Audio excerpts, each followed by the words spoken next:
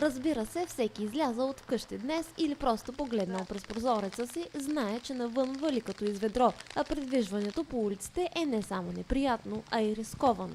Дъждът не е новина в развитите страни, но явно България, макар че е в Европейския съюз, се остава сред развиващите се държави.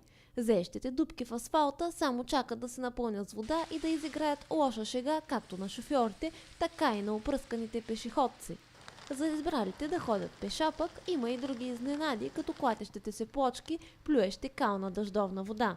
А поставените над нивото на улиците шахти явно са направени не за да вършат работа, а за да показват, че пътищата са предвидени за дъжд и могат да бъдат отводнявани при нужда. Има и шахти, които са разположени на ниско и наклона на улицата е към тях, но те от своя страна не поемат водата, а кротко се крият под събралите се локове. Затова и реакциите на коражлиите да излезат в дъжда не ни изненадаха. Ако видите за какво става въпрос нататък, направо лошо ще ви стане. Към мен родник всичко е приляло и не виждам, че ще има начин да се оправят нещата. Трагично е положението, какво да ви кажа. Всичко е навсякъде, нищо не се прави дупки. Само трошим колите, плащаме данъци. Прави впечатление около връстното шосе там.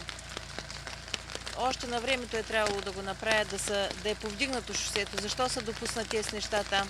От шахтите вода да излиза, блатото да залива. Може би над морската височина ли е малка, не знам отпоено.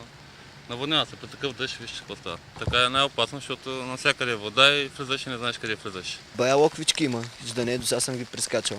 Положението е ясно.